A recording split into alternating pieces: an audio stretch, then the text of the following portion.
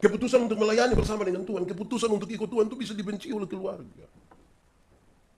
Ini mengganggu sekali. Siapa mau dibenci oleh keluarga? Apalagi keluarga yang di dalamnya dia pun tante dan cerewet semua. Tante dong akan bilang, anak kecil anak hari ini kita kumpul keluarga setengah mati. Itu babi itu saya punya itu. Waktu dong makan di pizza box. Wih, itu sengsara itu. Bahkan anak-anak kita pun akan jadi risiko. Bapak Ibu Saudara-saudara, shalom. Yang di luar shalom. Semuanya shalom. Terima kasih banyak bahwa hari ini kita ada di gereja ini, kita beribadah bersama. Saudara-saudara, saya melayani di banyak tempat, di Alor, di Sabu, di Anuban Timur. Saya suka jalan malam. Kadang-kadang dari Mesara ke Sabu Timur jam 1, jam 12 malam. Terus jemaat bilang saya begini, Pak Pendeta, jalan malam-malam tidak apa-apa kok. Tidak. Tak kuju kalau ban pica. Tak kuju kalau ban pica. Saya bilang, kalau memang takut ban pica, nah tidur di rumah. Setiap orang yang mau jalan, pasti akan ada risiko. Atau pakai bahasa yang paling bijak adalah, apapun yang sudah terlahir di dunia ini, pasti lahir juga dalam risiko. Semua ada risiko. Ban motor dong, saya ini kita tidak pakai piman mana juga kuju kempes. Jangankan jalan, tidak pakai saja kempes. Apalagi kalau kita jalan, apalagi kalau kita pakai. Semua punya resiko. Saya mau tanya kita, waktu masih bujang ada resiko atau tidak? Resiko orang bujang ada atau tidak? Ada yang bujang dong langsung cepat-cepat bilang ada. Setelah menikah jadi orang tua ada resiko atau tidak? Waktu dulu sekolah ada resiko atau tidak? Waktu kerja ada resiko atau tidak? Waktu belum pacaran ada resiko atau tidak? Pacaran lebih banyak di resiko. Berarti tidak ada orang yang bisa melepaskan diri dari risiko. Termasuk yang terakhir dalam konteks kita hari ini adalah melayani pun ada risiko. Amin. Yang melayani pun ada risiko. Risiko-risiko itu yang sekarang bukan kita persalahkan. Bukan kita bikin masalah tentang itu risiko. Yang harus kita lakukan sekarang adalah bagaimana mensiasati itu risiko-risiko. Supaya kita tetap pada jalan yang benar. Dan sesuai dengan tema kita hari ini, motivasi itu menjadi penting. Tuhan Yesus panggil murid-murid. Tuhan Yesus mengajarkan kepada mereka 1-2 hal. Tapi kemudian Tuhan Yesus kasih tahu orang, ada resiko-resiko yang kamu akan alami dalam perjalanan pelayanan. Ada resiko. Semua yang masuk dalam pelayanan ini akan ada resiko. Jangan pikir engkau dipanggil oleh Tuhan Yesus terus engkau tidak ada resiko. Ada resiko. Tuhan Yesus mau kasih tahu orang, ingat bahwa bersama dengan saya mau jujur kasih tahu kamu. Ada sejumlah resiko yang akan kamu alami. Pikir-pikir memang supaya kalau tidak mau nak, tidak usah. Tapi risiko itu ada. Tuhan Yesus tidak mau mengiming-imingi sesuatu kepada mereka. Tenang saja. Tenang saja. Saudara, kadang-kadang itu kata tenang saja itu dia pun tipu. Tipu ada di tenang saja. Pernah dengar itu kata tenang saja? Pernah? Atau sendiri omong? Tenang saja, itu dia pun tipu sudekat itu. Karena segala sesuatu ada risiko. Dulu kita tidak ada motor, ada risiko kok tidak? Risiko. Jalan turun sendiri ikut kuburan. Fatuko itu risiko. Sekarang ada motor, risiko ada kok tidak? Ada. Lihat polisi toh, kita berasa berisiko sekali. Jadi macam-macam kita hidup. Nah, menyangkut dengan para murid itu Tuhan Yesus kasih tahu orang. Kamu pun resiko, nanti dan ini kira-kira ada 4 kamu pun resiko. Resiko yang pertama itu saudara-saudara bahwa kamu akan diserahkan kepada majelis agama. Orang-orang yang pemimpin-pemimpin agama itu akan memanggil kamu. Kamu akan diserahkan, bilang, Bapak dong coba lihat ini manusia dong. Kadang-kadang saudara-saudara, ini memang hal yang serius, paling banyak terjadi di sekitar orang-orang yang apa kira-kira. Biasa orang berdoa di rumah sendiri. Ada persekutuan doa. Seringkali orang mengadukan orang ke majelis-majelis, kepada pendeta-pendeta. Bapak tuh liatin orang dong. Kira-kira begitu. Tapi dalam konteks pembacaan ini, itu sangat berkaitan dengan ini para pemimpin agama Yahudi ada. Mereka dianggap paling tahu kitab suci. Mereka dianggap paling tahu ini seluruh Alkitab. Kamu semua yang akan melayani bersama-sama dengan saya akan diperhadapkan pada risiko itu. Kamu akan diperhadapkan pada pemimpin-pemimpin agama. Kamu mesti siap untuk itu. Bukan saja kepada pemimpin-pemimpin agama. Yang kedua, kamu akan diserahkan kepada para penguasa. Kepada pemerintah-pemerintah. Pemimpin agama kita pusing. Waktu diserahkan kepada pemimpin agama, terus kita omong dan bilang, nah itu tertulis di mana? Woi, kita pusing sudah ini. Belum lagi habis dari pemimpin agama, pindah lagi pemerintah. Baru bawa PRT kita pusing. Dari situ saudara-saudara, cukup sampai di situ? Tidak. Dua hal terakhir ini sangat mengganggu. Bahkan keluarga pun akan menjadi bagian dari risiko itu. Kamu akan dibenci oleh keluarga. Keputusan untuk melayani bersama dengan Tuhan, keputusan untuk ikut Tuhan itu bisa dibenci oleh keluarga. Ini mengganggu sekali. Siapa mau dibenci oleh keluarga? Apalagi keluarga yang di dalamnya dia pun tante dan cerewet semua. Tante dong akan bilang, anak kecil anak itu hari ini kita kumpul keluarga setengah mati. Itu babi itu saya punya itu. Waktu dong makan di picabok. Wih, itu sengsara itu. Bahkan anak-anak kita pun akan jadi risiko misalnya. Ada lagi lebih dari itu adalah kamu akan dibenci oleh karena nama Yesus. Kamu akan dibenci. 4 risiko besar ini saudara-saudara. Pertama diperhadapkan pada pemimpin-pemimpin agama. Kedua diperhadapkan pada pemerintah. Ketiga keluarga akan membenci saudara. Keempat kamu akan dibenci oleh karena nama Yesus. Banyak orang akan membenci kamu. Siap atau tidak? Saya mau tanya saudara siap kok? Saudara percaya Tuhan Yesus kok? Saya lihat saudara tidak percaya nih. Saudara percaya Yesus? Betul-betul percaya? Siap? Siap apa? Saudara memang mesti siap. Kalau percaya Tuhan tidak siap ini bahaya. Kenapa saudara-saudara? Karena percaya Yesus itu bukan saja kita mengatakan dengan mulut, tapi ada sejumlah hal yang mesti kita lakukan. Para anggota CD jemaat, setiap kali diperhadapkan itu, diteguhkan itu kan ditanya, apakah jawabmu? Dorang akan menjawab, iya, saya percaya dan berjanji dengan segenap hati. Itu kata ya saya percaya, kalimat ya saya percaya dan berjanji dengan segenap hati itu punya 3 pengertian. Pertama saya menjawab ya karena saya benar-benar percaya. Kalau saya tidak percaya saya tidak akan bicara itu. Saya tidak akan omong itu di hadapan umum. Saya tidak akan omong itu di hadapan Tuhan Allah dan jemaat. Karena saya benar-benar percaya. Kalau saya tidak percaya, saya tidak akan. Saya percaya Tuhan menciptakan langit dan bumi. Saya percaya Tuhan menghadirkan saya secara ajaib di tengah dunia. Saya percaya bahwa saya telah jatuh dalam dosa, tapi Tuhan menyelamatkan saya. Saya percaya Tuhan menyiapkan surga itu bagi saya. Karena itu sekarang saya berdiri menyatakan, ya, saya percaya. Juga para majelis kan begitu. Ya, saya percaya. Walaupun banyak majelis ini bahkan pendeta suka bilang begini, Bapak, sebenarnya itu hari saya tidak mau. Hai, yang mau sabar masalah, yang mau. Apalagi yang sebenarnya.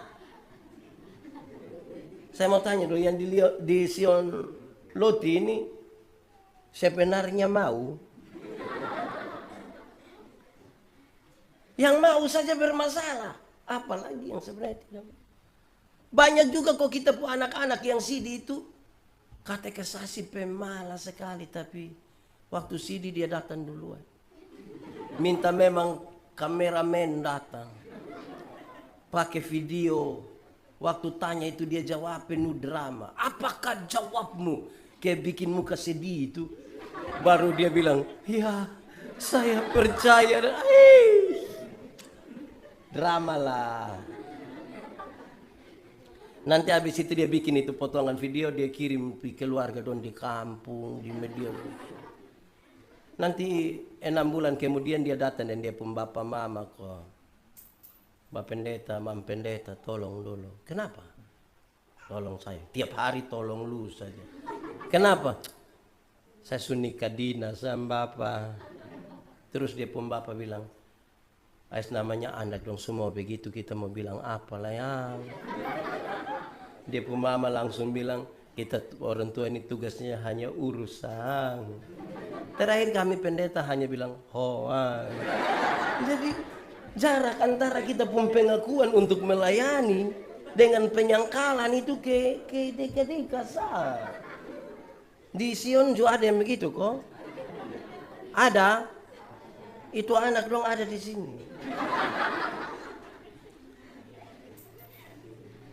Ya saudara-saudara, ini bahaya nih. Saya menjawab ya karena betul-betul saya percaya. Yang kedua, saya menjawab ya untuk masuk dalam persekutuan. Ini belum resiko mati ini. Jawab habis masuk persekutuan. Banyak yang jawab habis hilang. Banyak orang jawab habis hilang. Saya kalau baptis anak kecil itu saya suka bilang begini. Terima kasih kepada ini orang tua dan terima kasih. Oleh karena pekerjaan Roh Kudus yang kau membawa anak-anakmu untuk menerima sakramen baptisan. Terima kasih. Tapi yang kedua, terima kasih juga untuk anak kecil. Terima kasih. Tagal kamu mau baptis ini yang kamu bapak mama dong tahu gereja. Tahu kalau kamu tidak baptisin dong mana kita juga pusing ini. Wih, bahaya. Di Sion juga ada kok. Ada kok tidak? Itu yang faham apa dong? Ini penting ini. Ada orang tertentu dalam dia punya hidup itu selama hidup mungkin dia gereja mungkin 3 sampai 4 kali sah. Pertama waktu anak baptis, kedua waktu anak sidi, ketiga waktu anak nikah, mungkin keempat waktu pemakaman dia. Jadi pas pemakaman itu dia mau gimana? Dia di situ sudah jadi makanya harus ikut. Jadi saudara-saudara tolong kok, ini belum resiko besar ini. Hanya jawab ya, habis itu masuk persekutuan. Yang ketiga saya menjawab ya, bukan saja untuk masuk, tapi siap untuk diatur. Banyak yang masuk tapi tidak mau diatur. Bayangkan kalau di sini ada 80 kakak, masing-masing kakak mau atur diri sendiri. Bayangkan kalau dari 80 kakak itu masing-masing ada 2 anggota sini, masing-masing mau atur diri sendiri. Wih, berat. Apalagi kita dengar berulang-ulang banyak sekali majelis jemaat, juga jemaat ini pendeta, pak pendeta. Saya kalau kiri betul, nanti bor kanan lagi. Saya kalau lebih baik ini lebih baik dari malaikat Bapak. Tapi kalau saya sumara Lucifer juga kalah. Ini manusia tidak jelas. Kadang-kadang malaikat, kadang-kadang Lucifer. Wih, itu penanganan pakai PPKM susah. Tim gugus juga tidak bisa itu. Nah, saudara-saudara, lalu kita melihat tema kita hari ini adalah motivasi. Itu apa namanya? Menentukan kualitas pelayanan. Motivasi kualitas pelayanan. Memahami bahwa murid-murid waktu itu mereka akan berhadapan dengan 4 persoalan itu kira-kira. Yesus kasih tahu orang, Tuhan Yesus boleh begini di sini. Dia bukan saja kasih tahu bahwa ada masalah, tapi dia kasih tahu jalan keluar. Banyak kali kita hanya kasih tahu ada masalah, tapi tidak kasih tahu jalan keluar. Banyak kali kita bisa mendefinisikan ada persoalan. Ini bangsa ini gereja ini. Banyak orang bisa omong tentang gereja, banyak orang bisa omong tentang kota, banyak orang bisa omong tentang Indonesia. Omong dia punya masalah tapi tidak mampu memberi jalan keluar. Dorang bicara saja seolah-olah dorang tahu segala sesuatu tapi tidak memberi solusi. Tuhan Yesus, dia kasih tahu ada masalah. Tapi dia langsung kasih tahu, kalau kamu ketemu dia masalah begini, dia pun obat ini, dia pun cara ini. Supaya kamu kuat.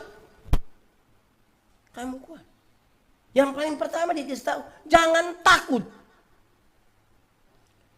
Berhadapan dengan itu para pemimpin. Berhadapan dengan para pemimpin. Baik pemimpin agama. Atau para pemimpin pemerintah. Jangan takut. Karena kamu akan disuruh bicara.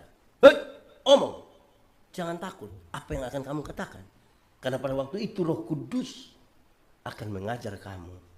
Apa yang harus kamu katakan. Roh Kudus yang akan mengatakan sesuatu melalui kamu. Nah, ini punya pengertian yang menarik. Ini punya pengertian menarik. Pertama, kalau kita bicara tentang Roh Kudus, itu berarti kamu semua yang diutus, kamu bisa dibuka hati baik-baik supaya Roh Kudus tinggal di dalam kamu. Sebab kalau Roh Kudus di dalam kita, dia yang akan mengatakan sesuatu. Tapi kalau tidak ada Roh Kudus di dalam kita, bagaimana Roh Kudus mengatakan? Yang kedua, soal jangan takut. Tuhan Yesus ingin kasih tahu, jangan takut. Kalau kamu tahu dan pasti, kamu jangan takut. Kamu jangan takut. Kenapa? Kenapa supaya jangan takut? Kalau kamu tahu dengan pasti, nyatakan sesuatu dengan benar. Biasanya orang yang omong kok tidak bisa pertanggungjawabkan itu dia yang takut. Saudara, untuk kita mau cek orang omong benar atau tidak benar itu bisa lihat dari dompung gaya. Kalau dong omong sesuatu itu benar dan bisa dipertanggungjawabkan, dong kumpul sama-sama terus kita lihat dari jauh dong ada bilang. Waktu tiba-tiba pendeta sampai dengan Bapak, mari kami ada omong. Itu berarti betul itu bisa dipertanggungjawabkan. Tapi yang tidak bisa pertanggungjawabkan itu kalau 2-3 orang duduk beromong bisik-bisik. Terus ada yang satu sampai judul bakor. Sabar. Ada iklan. Itu bahaya itu. Apalagi biasanya juga ada yang datang. Hati-hati yang datang langsung bilang begini. Sudengar kok belum. Ada dengar kok tidak. Itu bahaya itu. Bahaya. Karena itu jangan takut kalau kamu tahu dengan pasti. Kalau engkau tidak tahu dengan pasti tidak usah. Tapi kalau kamu tahu dengan pasti, jangan takut. Jangan takut. Saudara-saudara, saya ingat bahwa ketika Yesus bilang kepada murid-murid, apa yang dibisikkan dari telinga ke telinga di dalam gelap, satu saat akan diberitakan dari atas atap rumah. Satu saat akan diberitakan dengan kuat-kuat. Jangan takut. Pekerjaan ini milik Tuhan. Saya masih di kantor sinode, ada 1-2 orang datang bilang saya, Pak Pendeta, kalau Gemit tidak rubah di penjara, satu saat Gemit akan tutup. Terus saya tanya dia, lu Tuhan? Hei, Bapak kenapa tanya saya begitu? Yuk, gereja ini milik Tuhan. Gereja ini milik Tuhan. Kalau Tuhan buka, tidak ada yang bisa tutup. Kalau Tuhan tutup, tidak ada yang bisa buka. Tugas saya adalah bagaimana menjalankan seperti apa yang Tuhan mau. Cukup. Kan itu hal yang perlu saya jalankan. Bukan karena hal-hal yang dunia bilang. Tapi apa yang Tuhan bilang. Karena itu yang paling pertama di sini adalah jangan takut. Jangan takut. Memang akan ada penganiayaan kepada kamu. Kamu jangan takut. Roh Kudus akan menolong, saudara. Kedua, kamu mesti cerdik seperti ular, tapi tulus seperti itu omong dua hal. Cerdik itu omong otak, tulus itu omong hati. Kamu po akal ini, otak ini mesti main. Tapi hati juga harus hati yang tulus. Karena tidak semua yang otak main itu hati tulus. Tidak bisa patah putar itu. Di Sion ada. Ya dia pu otak barat itu orang memang otak apa? Saudara ya omong saja. Kamu mesti tulus dan cerdik. Kamu mesti cerdik dan tulus. Kamu mesti pakai otak. Pelayanan itu butuh strategi. Pelayanan itu butuh cara. Semangat saya tidak cukup. Dia butuh arah, dia butuh strategi. Tapi dari hati yang kuat. Kalau kamu hati tidak kuat, kamu tidak bisa. Di dalamnya tuh ada banyak sekali hal.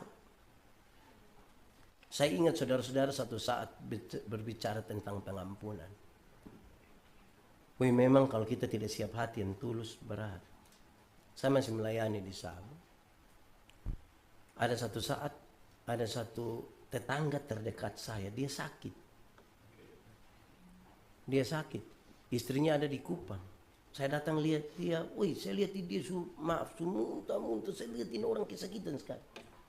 Saya cari anak-anak dong, masak ke dia. Kamu masak ke dia bubur dulu. Masak, terus saya langsung pergi ke Seba. Saya pergi beberapa saat ke sana, terus saya pulang, saya singgah di Puskesmas Daeko. Sehingga di Puskesmas Daeko untuk ketemu kepala Puskesmas kaitan dengan nanti hari Minggu besok itu ada pelayanan kesehatan gratis di situ. Saya bicara, apalagi saya suarakan keras, orang di dalam kamar Puskesmas juga dengar. Ternyata saya sangat tidak tahu kalau ini orang yang sakit ini setelah dong penanganan pertama, dong bawa ke Puskesmas itu. Tapi kan saya tidak tahu. Saudara, dia dengar ini pendeta Yandi Puswara, dia bilang pasti Pak Pendeta datang lihat saya ini. Tapi kan saya tidak tahu. Apalagi saya tidak ada karunia untuk tahu. Maka habis bicara dengan kepala Puskesmas, karena akan ada persiapan perjamuan kudus jam 3, saya buru-buru pulang. Kami persiapan perjamuan, pas lagu penutup, saya lihat ada ambulans datang menuju beliau ke rumah. Yuk saya tanya majelis, pas habis saya tanya, kenapa ini ambulans datang demi Bapak? Mungkin Bapak tuh pulang ini. Oh tadi ada bawa di rumah sakit, di Puskesmas. Iya, nah kalau begitu harus kita pilih tuh. Aduh. Kami pergi dari majelis, saya masih pakai toga hitam. Pas sampai di muka rumah, tiba-tiba beliau berteriak, usir itu pendeta. Wih, saudara bisa rasa saya punya perasaan. Usir itu pendeta.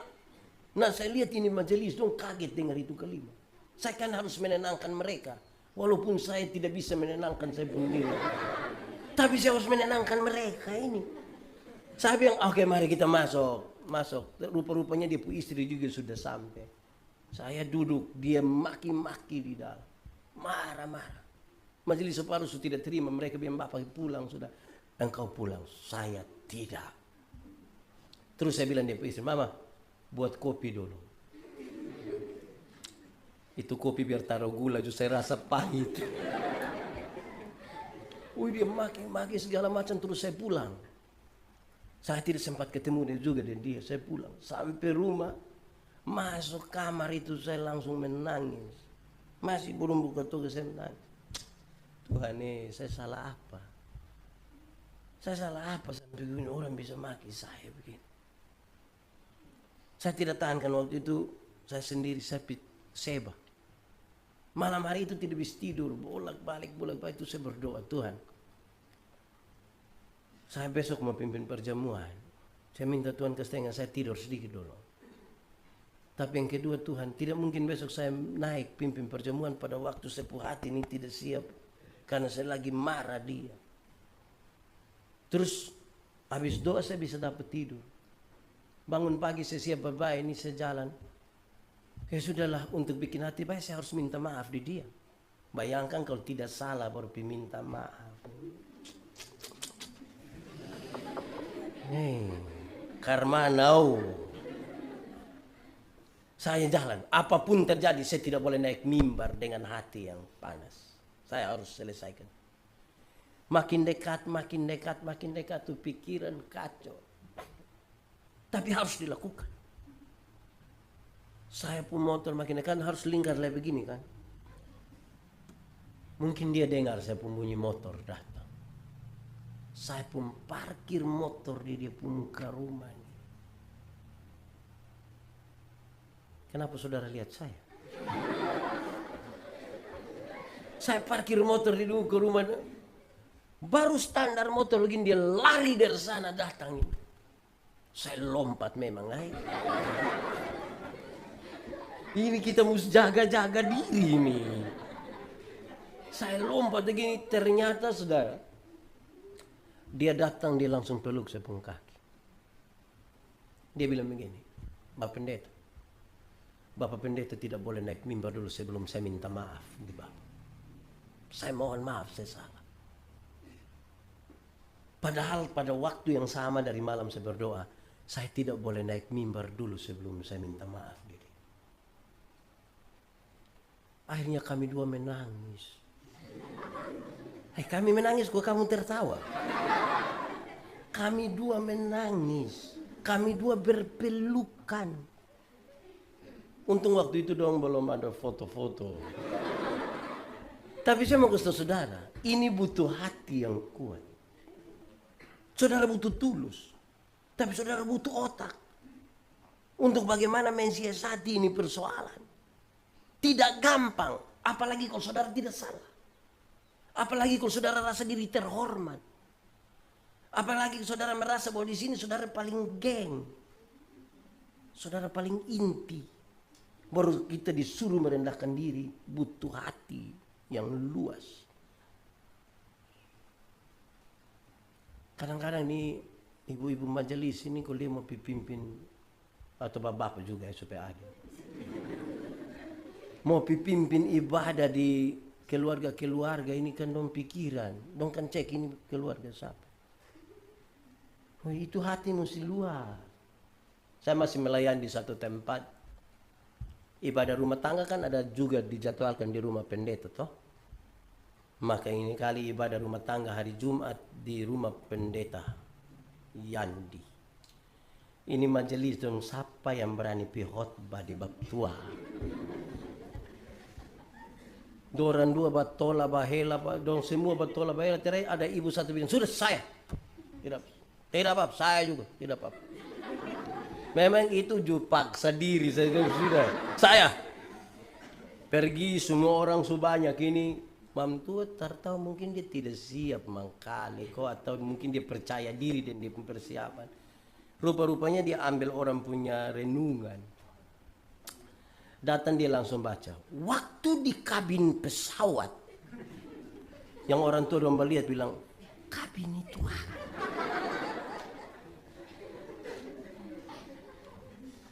Waktu semua bilang begitu, tanya mam tua bilang, tidak tahu pokoknya. Akhirnya juga ada orang tua satu bilang, lebih baik diam kau biar Pak Pendeta saya. Ini bukan barani, ini barani tak salah. Butuh otak yang tahu kabin. Kalau tidak berat. Butuh hati yang luas tapi butuh otak juga. Pelayanan ini butuh strategi, saudara. Apalagi ini pelayanan sosial. Kamu mesti cerdik, kamu mesti tulus. Satu hal lagi dia bilang begini.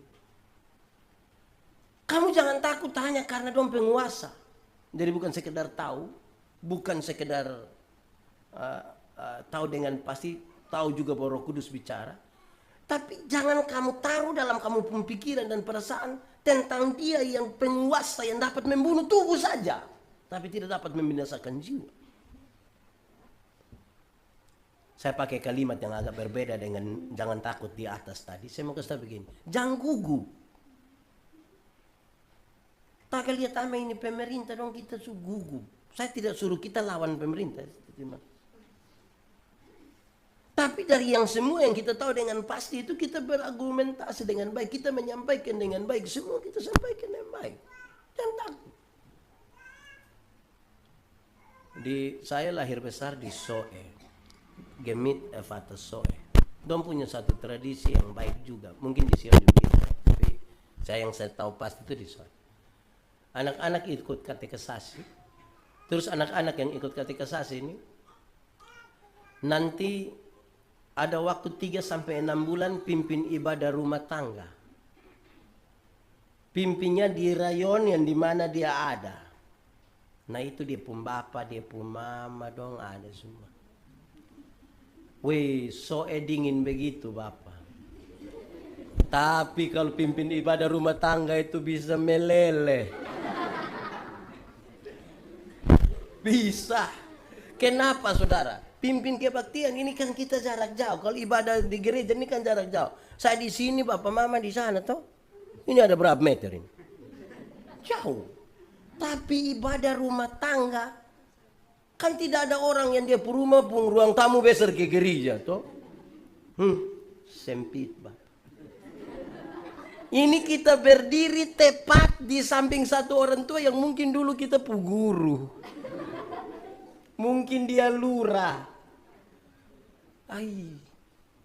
Don't tahu kita pun tangan ada begini. Jangan gugup. Lalu bagaimana dia penjalan keluar? Bagaimana dia penjalan keluar? Saya pembinaan majelis banyak sekali tempat di wilayah Gemit. Setiap kali persiapan untuk penabisan, banyak yang datang bilang saya Pak Pendeta, saya ini gugup kalau bicara di hadapan umum. Saya gugup. Bapak kami ini sekolah tidak betul. Jadi saya bilang puji Tuhan. Puji Tuhan kalau sejak awal engkau tahu kalau engkau sekolah tidak betul. Puji Tuhan kalau sejak awal engkau tahu kalau engkau gugup. Supaya apa? Supaya engkau bersandar kepada Tuhan. Tuhan tidak cari orang mampu. Tuhan cari orang yang mau. Cukup.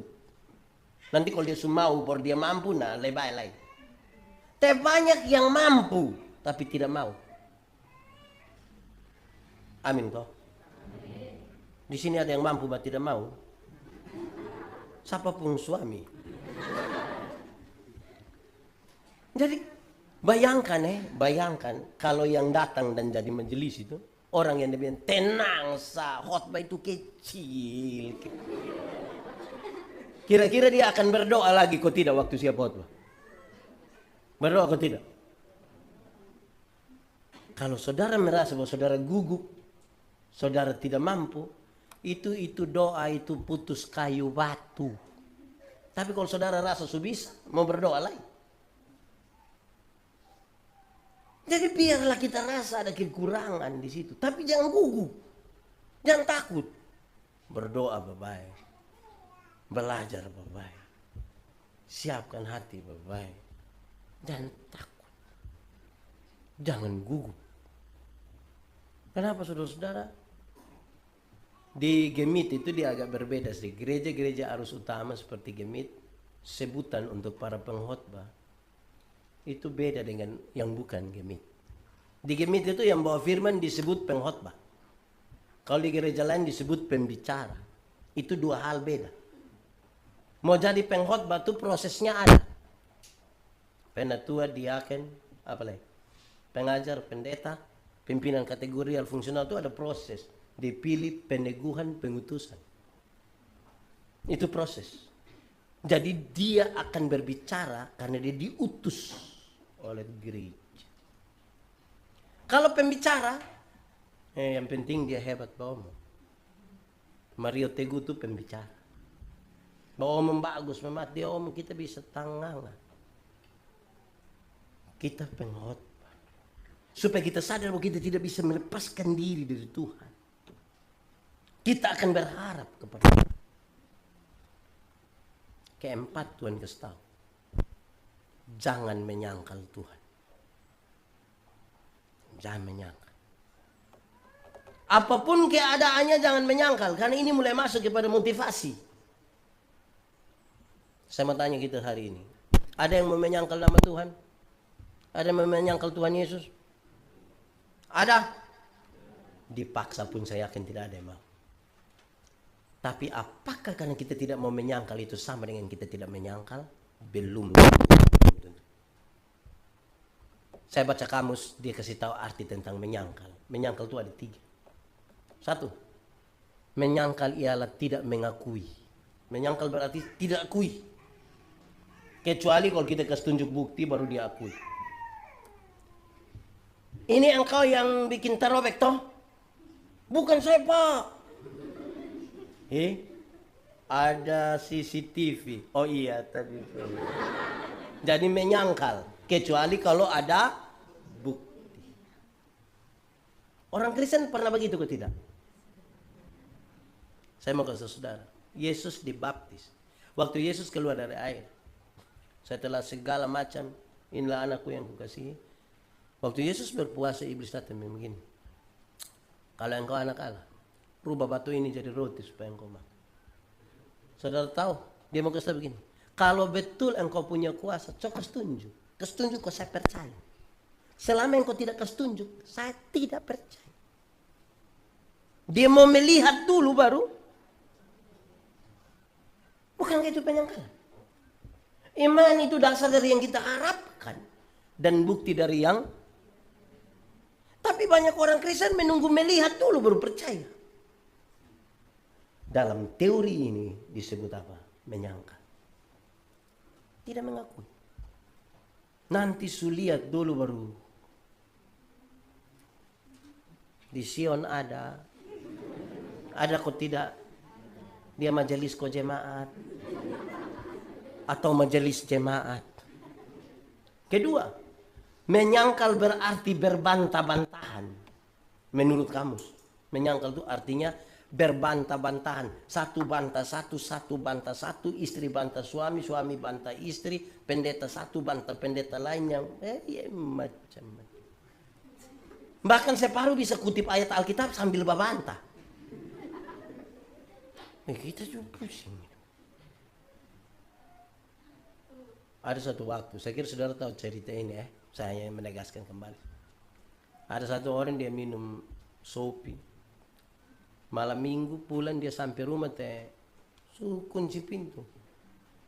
Dia datang tidur di gereja. Pagi-pagi pendeta datang dia tidur di situ. Pendeta bilang dia, "Woi, lu tidak tahu sedikit lah orang mau ibadah."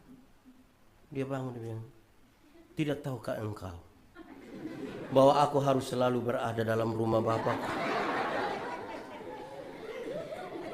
Woi, dia juga kutip ayat Alkitab.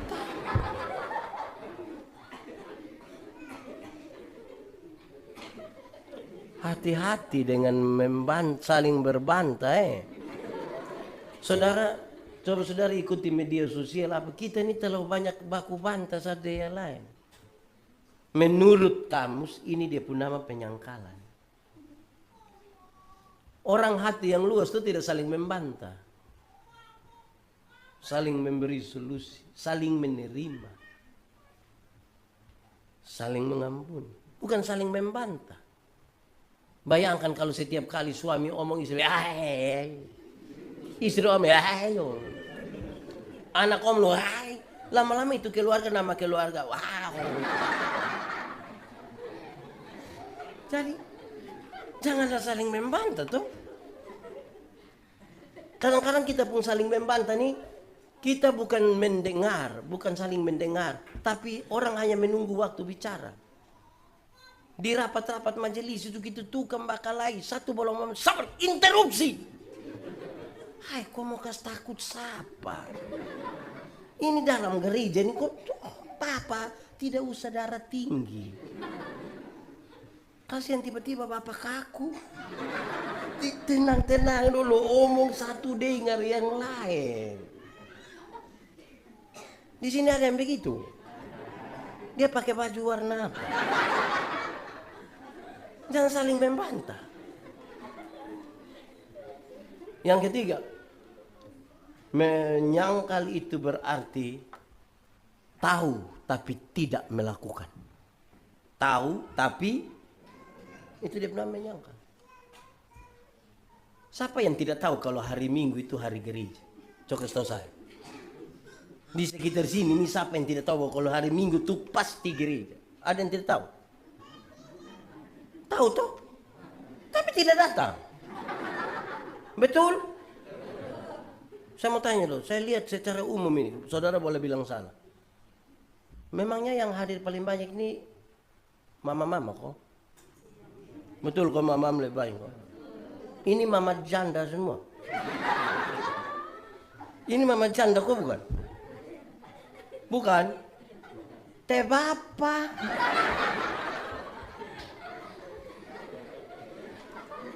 Bapak di rumah. Bapak online. Woi bapak lihat nane lo terlalu. Hai bapak tahu tapi tidak melakukan. Saya suka pakai contoh ini, saya pun contoh ini satu Indonesia, satu dunia mesti tahu. Saya mau tanya, kita tahu tapi tidak melakukan. Contoh. Kalau orang tolong kita kok kita bilang terima kasih, itu baik atau tidak? Orang tolong saya terus saya bilang terima kasih, baik atau tidak? Betul baik. Betul. Jadi terima kasih itu baik. Amin. Kalau begitu saya mau tanya.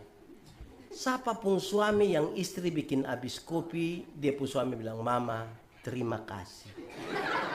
Ada? Saya angkat tangan. Saya pun istri bikin habis, saya bilang, "Mama, terima kasih." Ini suami dong ini.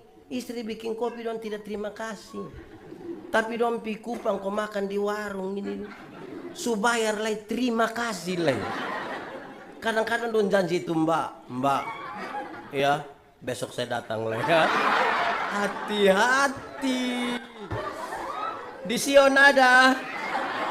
Siapapun suami, harus kita doakan. Jadi tahu tapi belum tentu melakukan. Itu menyangkal. Saya mau tanya.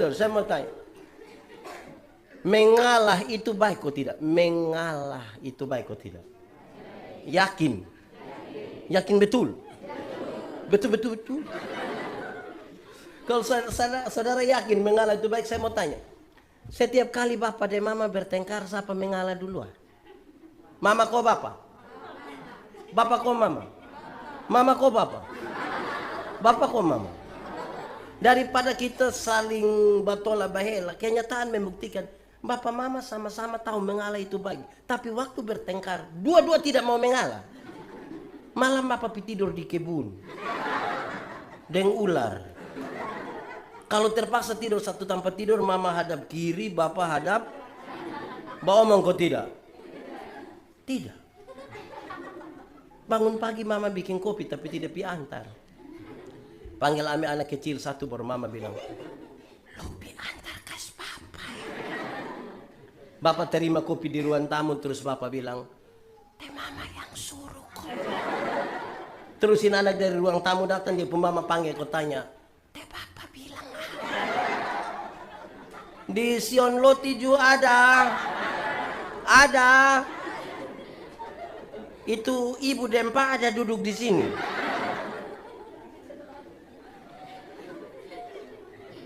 Berdoa itu berbicara dengan Tuhan. Amin.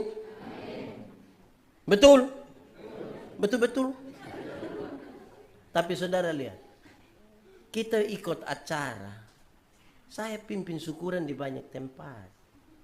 Kadang-kadang saya marah. Kita khotbah, habis terus pendeta bilang, saudara-saudara, mari kita satu hati dalam doa syukur, dalam doa syafaat. Pas kita mau berdoa yang ibu-ibu dong semua keluar di belakang. Jalan sesantai. Sampai di belakang yang ketua dapur itu akan send ibu-ibu yang, Sudah syafaat. Sudah siap. Ini kuat tadi suka sepanah. Padahal hanya kacang berini bom. Orang berdoa dong pi belakang. Di Sion ada. Ibu siapa yang biasa ketua dapur tuh kasih tahu. Saudara.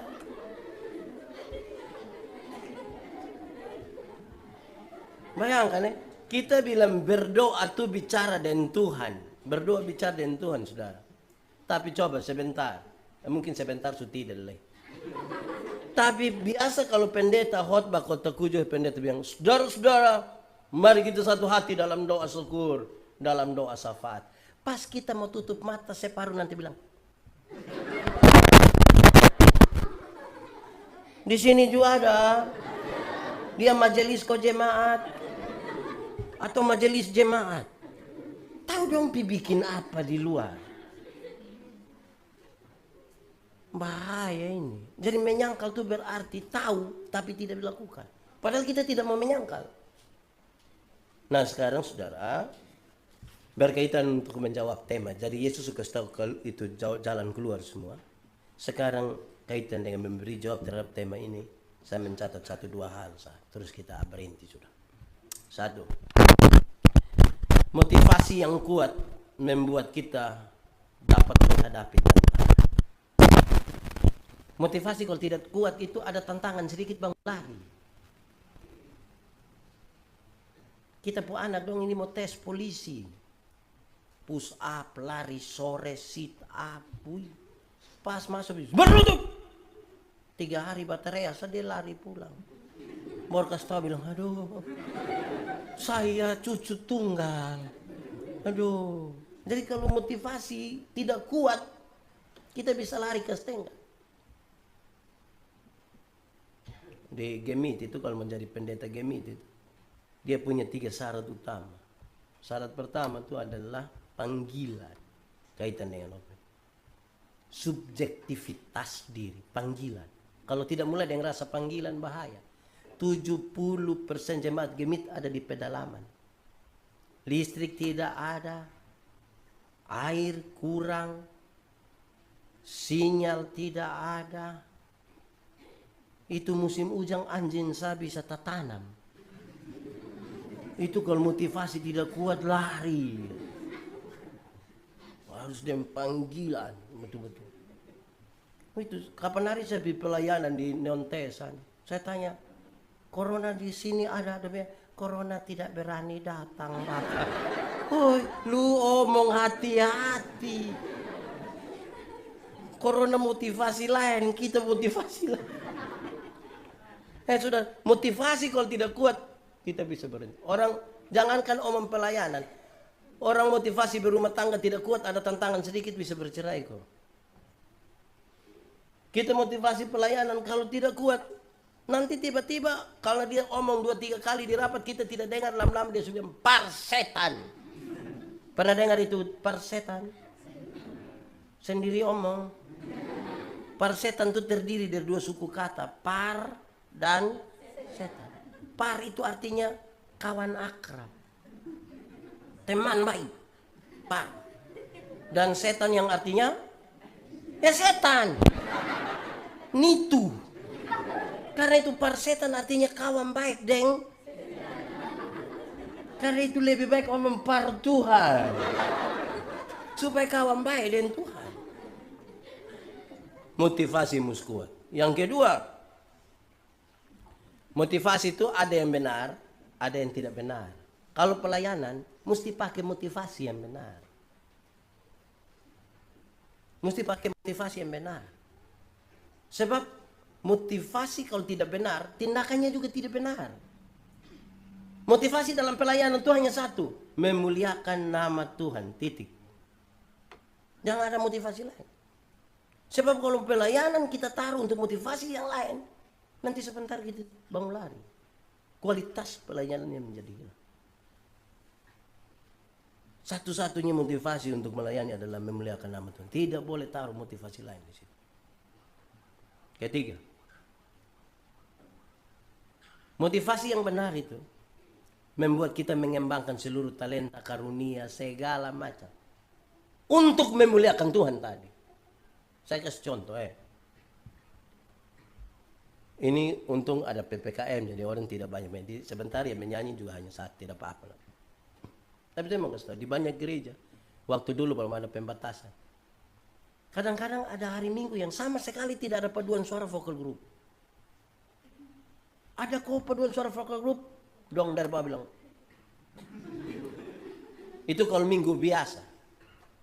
Tapi coba kalau bilang Ketua Majelis Sinode Gemit, Gubernur NTT dan Wali Kota Kupang akan beribadah di Gemit Sion Loti. Wih, itu solo Judia, duet Judia, paduan suara Judia, vokal grup Judia, kata-kata sambutan Judia.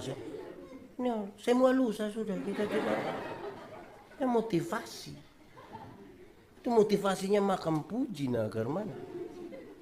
Nah, motivasi yang benar membuat kita mengembangkan talenta, karunia untuk satu tadi, memuliakan nama Tuhan. Terakhir, motivasi yang salah bisa membuat orang suka tersinggung.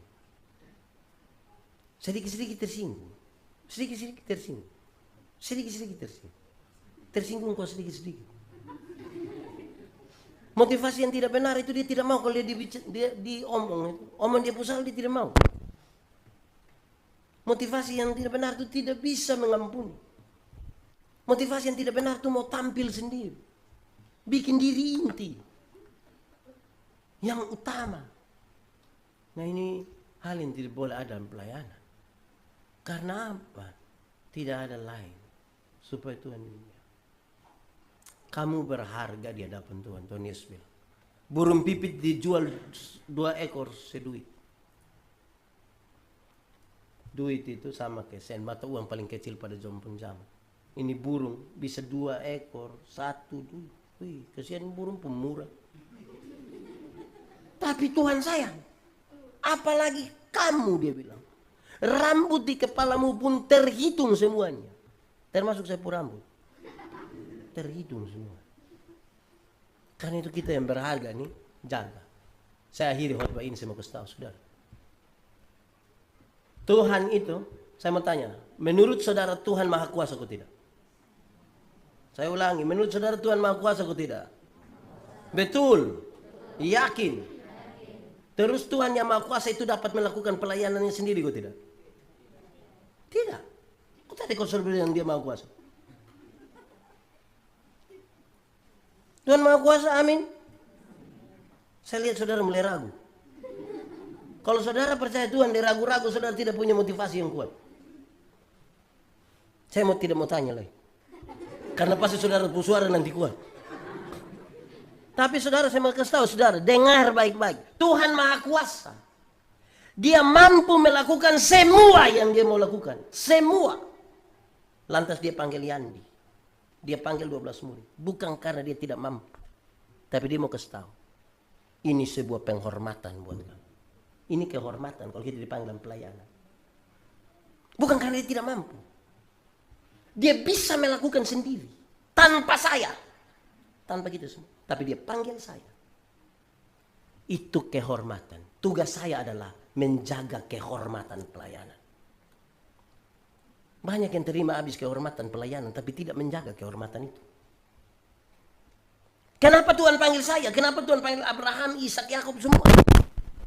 Di pun kisah ada 2.